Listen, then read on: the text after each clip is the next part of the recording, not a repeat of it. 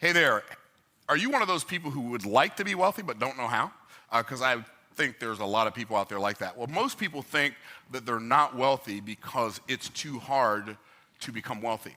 But I promise you, creating wealth has nothing to do with how easy or how hard it is. It has more to do with you, and it has more to do with your perception of the way wealth is created than it actually does the way wealth is created. Because wealth is pretty much, there are a handful of ways that pretty much anybody could create wealth, but only a few people do. So I'm going to teach you today a concept that I call the window of wealth and the cash flow patterns of the rich, or the cash flow patterns of everybody. So what is the window of wealth?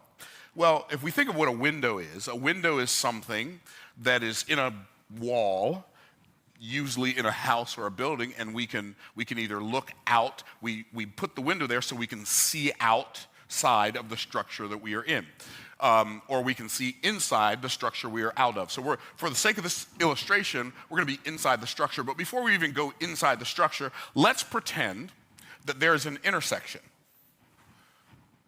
Let's pretend that there's an intersection, and this intersection, at the corner of this intersection, there's an accident. Okay, there's an accident right here at this intersection. There's somebody standing on this corner, there's somebody standing on this corner, there's somebody standing on this corner, and there's somebody standing on this corner. This person sees one thing, this person sees something else, this person sees yet something else, and this person sees yet something else. They all see the same accident. Now, I know what some of you are wondering, why did he put a dollar sign where an accident happened, right? How many of y'all were thinking that? Anybody? Was anybody thinking that? Okay, no, okay, a couple of, okay, here's why I put a dollar sign where an accident happened. Because if you have an accident, it's gonna cost you some money. And for most people, if they ever create any real wealth in their life, it will be by accident. Okay, so that's why I put a dollar sign there. So all of us, when we look at this intersection, we see something different. Why? Because we're all looking at it from a what? Different perspective. So I submit to you the perspective that you have when you look at a thing has more to do with what you do next than the thing itself. And it doesn't matter what the thing is. If you look at health, if you look at wealth, if you look at relationships, if you look at personal development, if you look at business development, if you look at fitness development, it doesn't really matter. When you look at something, what you see is more determined by your perspective than actual reality. See, people say, well, you create your own reality. Well, the reality is you don't. There's not a single solitary person in the history of the world who has ever created their own reality. You create your own perceptions in reality, and therefore you create your own experiences of reality, but reality is what it is. Reality is like truth. It is just what it is. And there's no your truth, my truth, his truth, her truth, their truth. No, there's just the truth, and anything that's not the truth is a lie. So we're looking at this situation, and we all see something different. So what we're gonna do is, for the sake of this illustration, we're gonna take this accident that happened and we're just gonna turn it into, in fact, what I'm gonna do with that right there is I'm gonna erase it because I don't need the perspective anymore. I think y'all understand perspective without it being written up there. Okay, so what we're gonna do is we're gonna take this window, this intersection, and we're gonna turn it into a window. And the window has 4 window panes.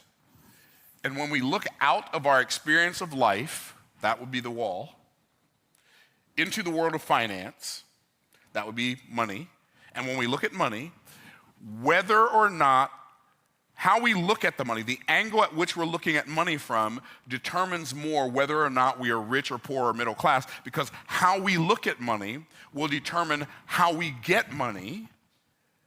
And what we think of money, like what we think of, okay, I need to get some money, what am I gonna do? I'm gonna go borrow it. I need to get some money, what am I gonna do? I'm gonna go sell some of my time for it. I need to get some money, what am I gonna do? So we all have different things. Okay, we have different ways of looking at money.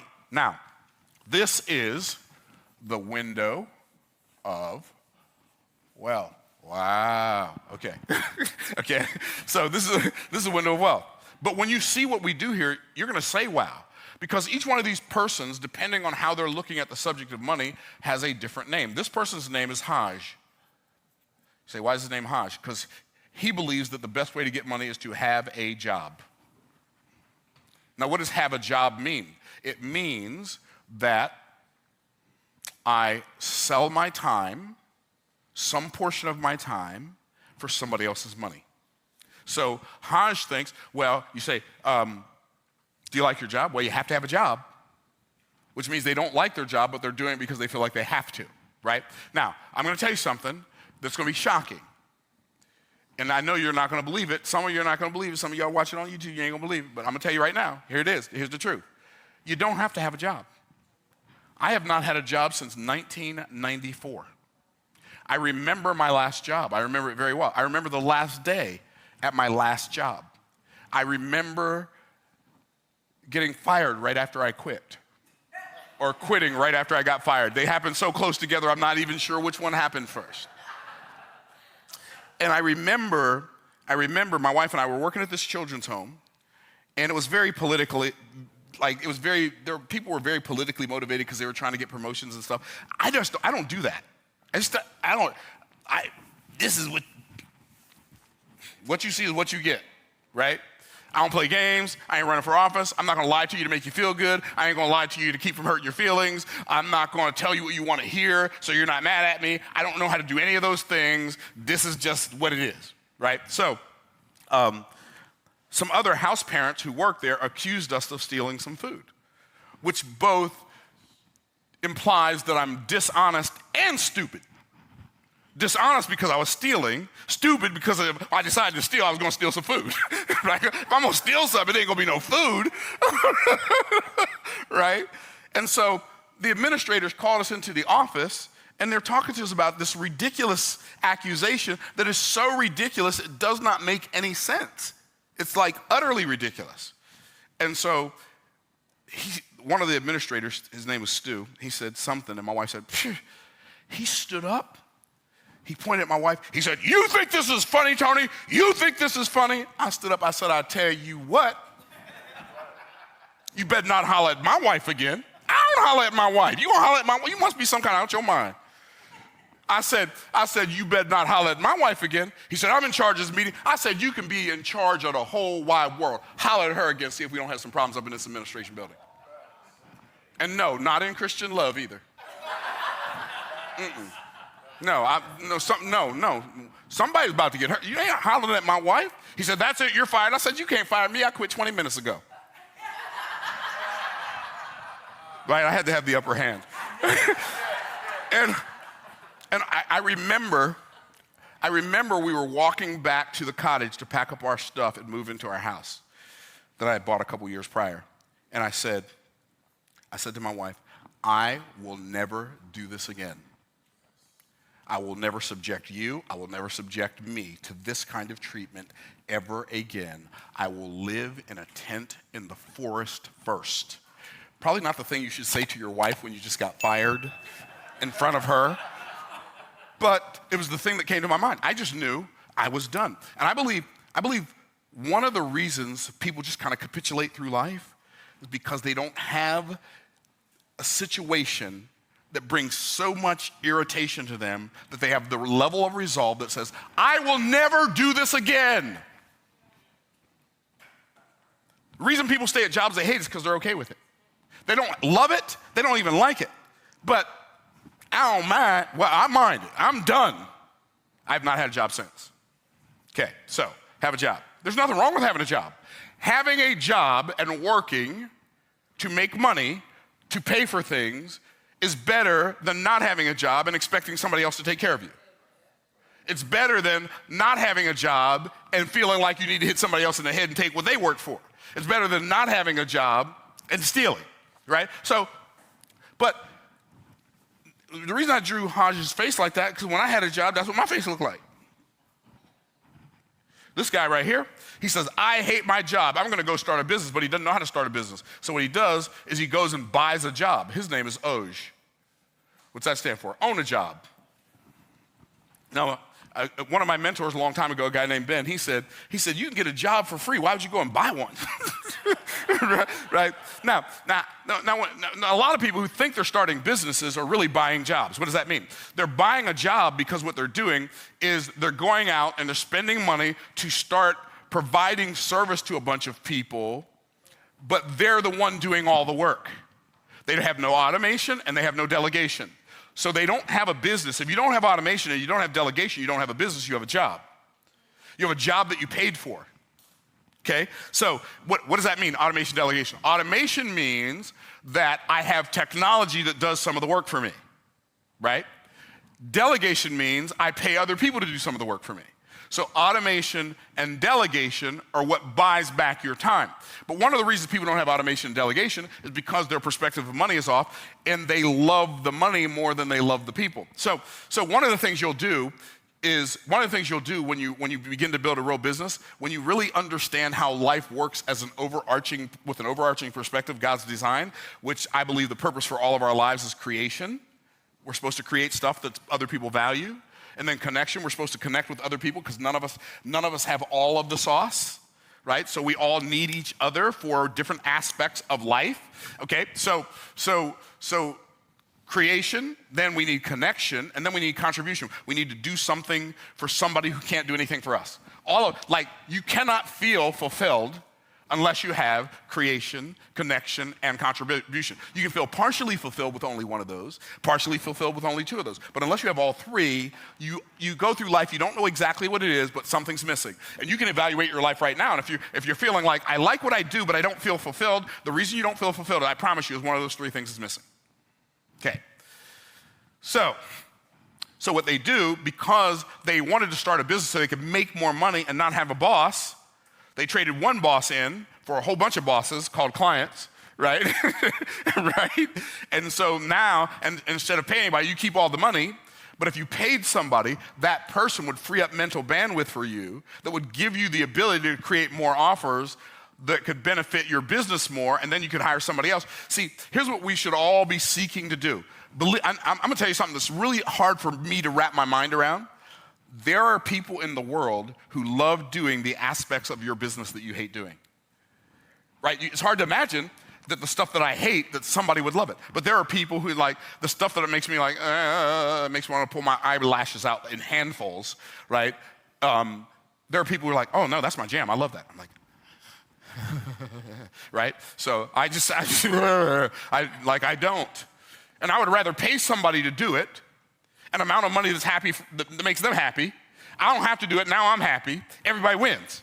It still gets done for my clients, they're happy, everybody wins, right? So because I love the people that I hire more than I love the money that I pay them, I'm gonna hire good people and pay them well.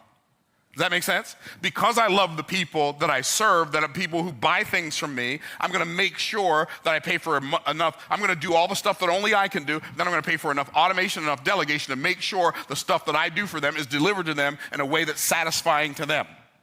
Does that make sense? Is what I'm saying, okay, so cool. So you wanna, look, when you have a job and own a job, over here, the amount of money you make is very, very limited. Over here, this person has no time and no money. Because usually they negotiate an agreement with their employer to make just a little bit less money than it takes for them to survive. And the boss generally pays them just enough to keep them from quitting. Can I get a witness? Okay, this person over here, they have way more money. They have money, but they have no time. This person over here has less time than this person over here. This person has less time than this person. Why? Because they are doing all the work. They're the chief cook and bottle washer, hence they are the chief cook and bottleneck. Now, this guy right here, this guy's name is OZ. OZ, what's that stand for? Own a system. It could be OSS, it could be OS. Own some systems. What is a system? A system is, it's a way of doing something in the most efficient and synergistic manner. What is a system? A system is leverage. And the beautiful thing about leverage is this. You can always make up and leverage what you lack in ability. Isn't that exciting? Like, I don't have to be the best at everything because I can leverage some of the money I make and pay somebody who's good at what I'm bad at, and everybody wins. So, owning systems has to do with owning technology systems and owning delegation systems. So, automation systems, delegation systems. And the more of my business I can delegate and automate, then the more money I can make, and now I have a whole lot of money and a whole lot of time. Sign me up for that. I am telling you, when you decide this is the person I'm going to be, everything in your life changes. I'm a person who owns systems. We have systems for everything I do. So, I do have time. So we have systems for everything that I do. So I already know I love to learn stuff. But I know I'm not the only person in the world who loves to learn stuff. Just so happens that the other side of that is I love to teach stuff. There's a whole bunch of folk who would love to learn the stuff I've learned to teach. So maybe I should make something for them. So now what I do is we have this YouTube channel. And I make sure, we are almost religious about the idea that we make sure we give our audience valuable lessons daily. What? Now, if I would have started with that as an objective, I wouldn't have started. Keeping it real. I wouldn't have started. When I started my YouTube, when I started becoming intentional about YouTube April 1st last year, I didn't say, we're going to do a YouTube video every day. No, I had to work my way up to that. I had to figure out how to do one a week. You know what I'm saying? I'm like, okay, we're going to do one a week. I think I can do one a week, right? And so we started doing one a week. And then we started doing another one. And so the first month we actually did 8 videos. I'm like, okay, we did 8 videos. Okay, well, that wasn't terrible. We'll do it again. And so, right now, our Bible study starts in about 15 minutes. But I invite my friends who come to our Bible study, hey, y'all want to come watch me record some videos? Y'all win because I teach y'all stuff that I know, and I win because I have an audience to talk to and not just a camera, because when I'm just talking to a camera, my tongue gets stuck in my mouth and the words come out in like that. So that's what happens when I just try to talk in front of a camera. It just doesn't work. So I need to be looking at some eyeballs so I can feel like I'm teaching somebody, not just talking about some stuff. Because then while I'm talking to people, I can look in their eyes and I can see when they're a little confused about something I said, and then I can clarify. Or I can look in their eyes when they think I said something funny, and then I can really turn it up. Okay, so I all that right there. So I win because I got somebody to talk to. It makes my content better. People on YouTube win-ish because I look at the camera very seldom. I'm looking at y'all most of the time, and most people, when you're doing a YouTube video, you should look at the camera. Okay, I know there's a lot of shoulds out there in the world, but I don't do them. So I'm just going to talk to the people who are here, and every now and then I'll look up at the camera, let y'all know I remembered you're here, okay? Gotcha. And so we decided I'm going to create a YouTube video every day. We're going to produce a YouTube video every day. So what do? On Wednesdays and Fridays, we do 2 videos a day. We do live on Wednesday, and then we do a recorded. So now we release 3 live videos a week. So every month, is that right? No, we release 3 a week. So every week we get ahead by 1 video. Why? I don't know about y'all, but I like to take vacation sometime, right? So if I'm going to take vacation, I need to get ahead of the game, right?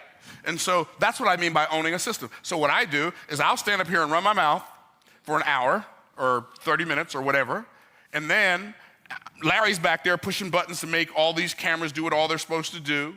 And then Karina will create a thumbnail, and Mariah will do some editing, and Jose's making videos and getting shots and doing stuff, and they're all doing all that stuff they know how to do.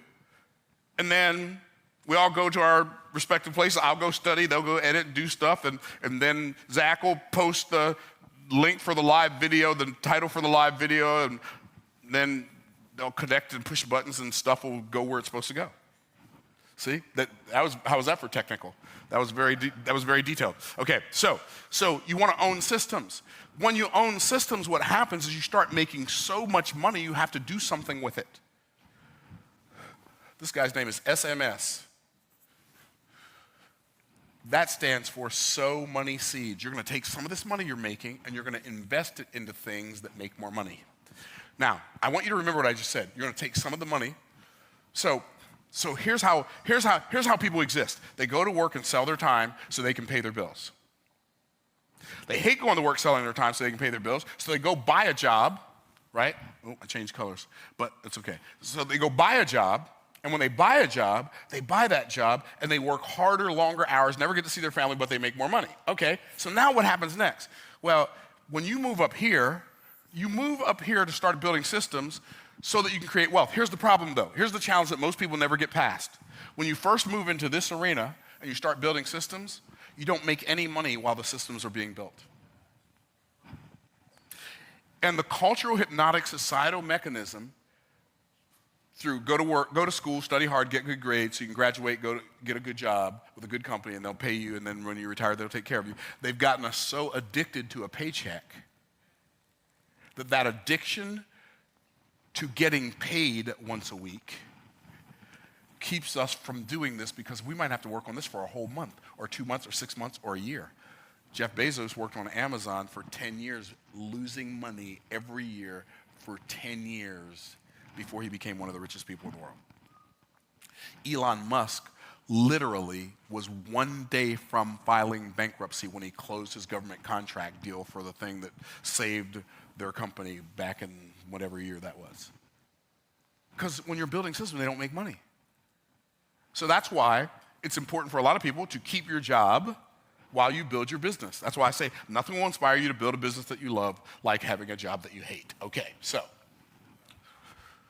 that's the window of wealth. What are the cash flow patterns of the rich? So if you want to build wealth, the scripture says a rich man's wealth is his strong city, but the destruction of the poor is their poverty. So this is a financial house. This is your house of finance. You could write my house of finance, right? Okay. This is the income window. This is the IPA window. This is the WRL window.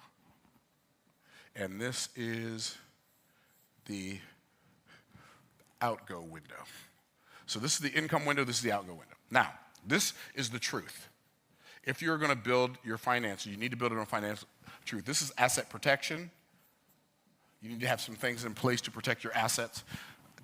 I don't have time to teach you in the detail what all those are. But most people, their income, where does their income come into their house? It comes into their income window. The income comes in their income window from what? From their job. That's how most people make money. That's the only way most people make money, okay? So you got income that comes into your window. I submit to you that whether you're rich, poor, or middle class has more to do with your perspective and your perception than how much money you make. I know for a fact, and I'm going to make a really bold statement here. If I worked at McDonald's making minimum wage, I could become a millionaire. Why? Because whether or not you're rich, poor, or middle class has less to do with how much money you make than it does what you do with money when you make it. If you learn to manage and move money better, if you learn to make your cash flow in the right directions, then you can create wealth. So here's what most people do. Okay, so income comes into their house. This is what poor people do. They take all the income that comes into their house and they send it out of their house in the form of bills. They make money for the purpose of paying bills. They believe the purpose of money is paying bills. And so what they do is they make money so they can pay their bills. And after they're done paying their bills, how much money do they have left? None. And so what do? They go back to work again, make enough money to pay their bills. And so they're literally working to exist. Poor people think the primary purpose of money is bills. Bills, to me, bills are like, they're just there. How much does it cost? I don't know. Dude called me the other day. Mr. Golden, we want to talk to you about how much money you can save on your electric bill, and you can get solar panels in the state of Florida and blah, blah, blah, and we could save you $500 to $2,000 a year.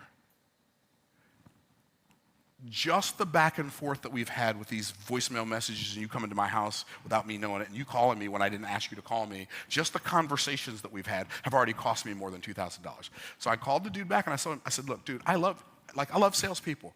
I would love to sit down and listen to your presentation. I am not your customer. I don't know how much my electric bill is. I don't care. Here's what I know. I have to have electricity, and I'm going to pay for it. That's all I know. My electric bill's on auto pay. Like, if somebody said, I'm going to give you $400 billion to tell me how much your last electric bill was, they'd have to keep the money. I have no idea. I don't know.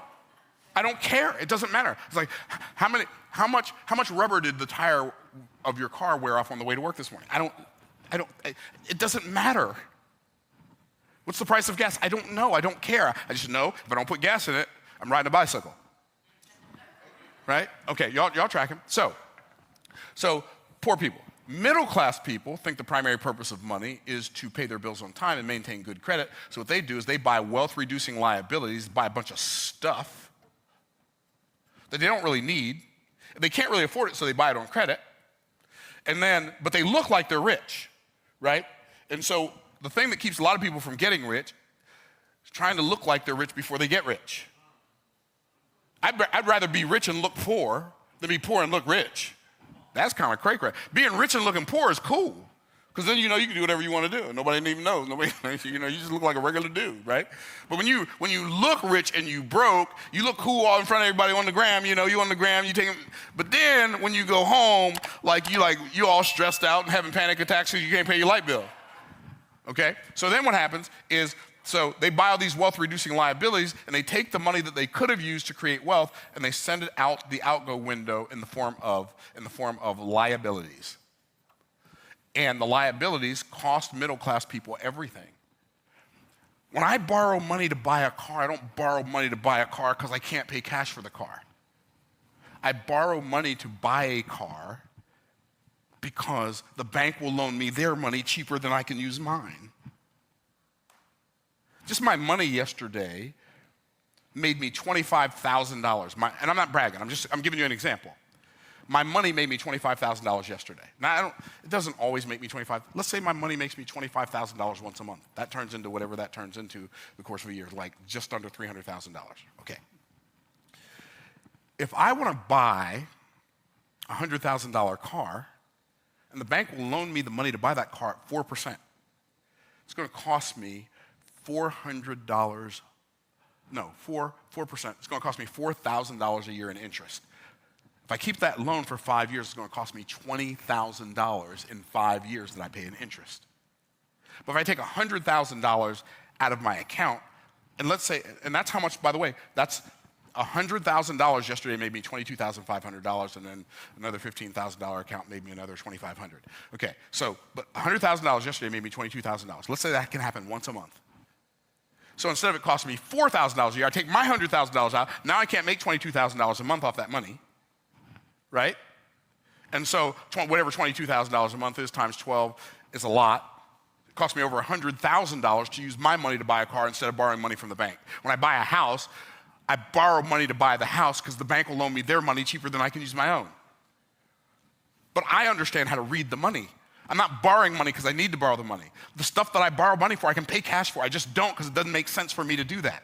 Are y'all tracking? Why? Because back over here to this, because this money I put in here, and this money I put into my income producing asset, into my money system, into my sow money seeds into income producing assets. Here's what rich people do with money. We do this. We take money. This is what rich people do. We take our money, we put it in the IPA window. What's IPA stand for? Income producing asset. What's an income producing asset? My house in Pennsylvania that's an Airbnb. That's an income producing asset, right? This building is an income producing asset. My mortgage on this building is $5,000 a month. I shoot YouTube videos here. YouTube pays me between $40,000 and $50,000 a month. That's how much they deposit into my checking account on the 21st of every month. Somewhere between $40,000 and $50,000 a month. I'm not bragging. There are YouTube channels that make way more than that. That's not my point. My point is this building is an income-producing asset for me, right? My money in the market is an income-producing asset. Like once I get off of here, before I go live on YouTube, I'm going to do a trade. That trade will probably make me tens of thousands of dollars today. Why? Because I put money over here. Now watch what happens. For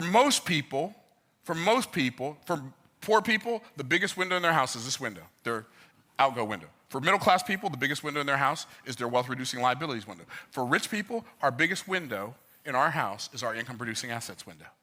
Because what happens when I put this money over here, if I keep putting money over here, eventually guess what happens? This now starts putting money back over here. But watch this. This is where it gets really cool. The income producing asset window puts money back in my income window, but it also pays my bills. And it also buys my wealth reducing liabilities. So this window pays for everything in my life. That's why I'm not afraid to borrow money, because I never have to pay it back. You say you never have to pay it back? No, my income producing asset window pays it back. So I borrow the money. I borrowed money to build my business. I let the business pay off the debt. This is the window of wealth and the cash flow patterns of the rich. When you understand, when you shift your focus from this window to this window, go home and draw the same thing out. Write down all of the income producing assets you have in your, like I got YouTube, I got options, I got Airbnb, those are just some of the ones I'm thinking. Plus I got technology, plus I have a team, I have a whole team of people that I pay. I got all this stuff making me money. I don't have to do anything. And then guess what? All the people see me on YouTube. Then they come and they buy stuff from me just because they want to know more faster than I'm teaching it on YouTube. I'm giving them stuff every day. They're like, that ain't fast enough. I gotta go buy something from him. I'm telling you, when you will shift your focus to your income producing asset window, it will change your life for the rest of your life.